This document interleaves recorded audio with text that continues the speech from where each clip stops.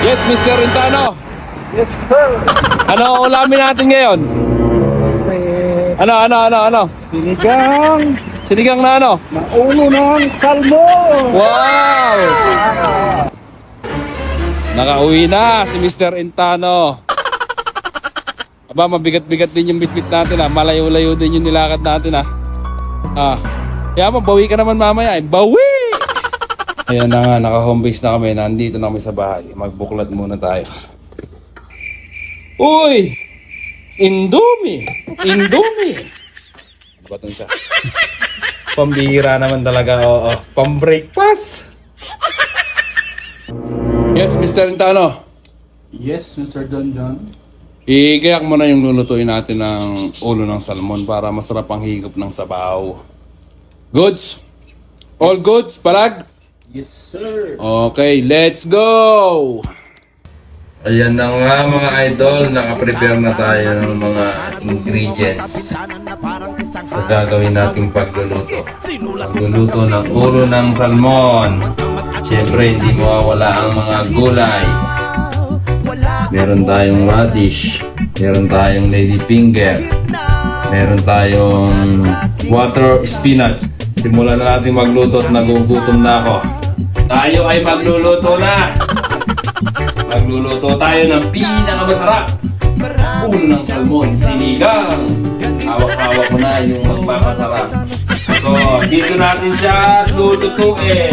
Sa mahiwagang kasirola! Let's go! Ito na yung update mga idol. Lantang-lanta na yung luya, bawang, sibuyas.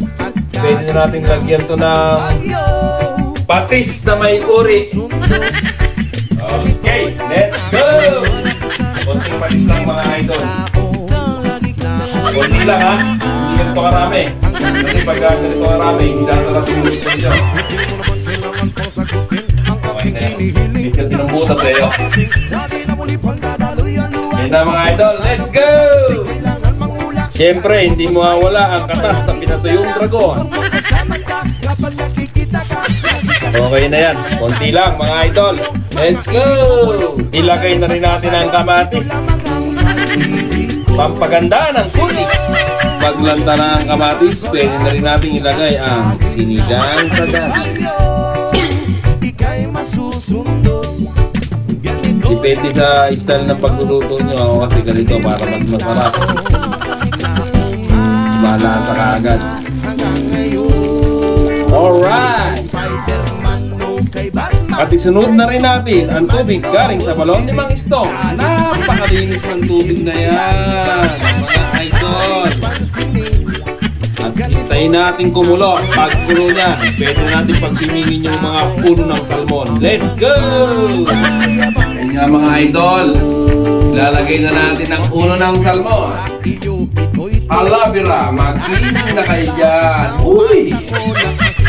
Yaman! Tol, sabaw pa lang oh, kulay na kulay. Makulay sinday. Oh, sarap. Kumukulo na mga idol. At ito yung aabangan nyo, yung unang kulo. Ilagay nyo na yung radish. At yan ang magpapasarap dyan. Talap-talap. Sigurado na naman ang kanin dito pagka ganito yung sabaw. Malasang-malasa to. Kulong-kulo na mga idol. Pwede natin ilagay ang ladyfinger sa water spinach. Talap-talap na naman to. Talap-talap. Nag-uumapaw sa sarap. Nag-uumapaw din sa gulay. Talap-talap. Pwede na to mga idol. Tara nang kumain. Let's go! Ayan na mga idol, nagkasundo ka na. Anong masasabi mo, Mr. Intano? Uy, hindi ka pala ng sabaw. Uy! Ang sarap!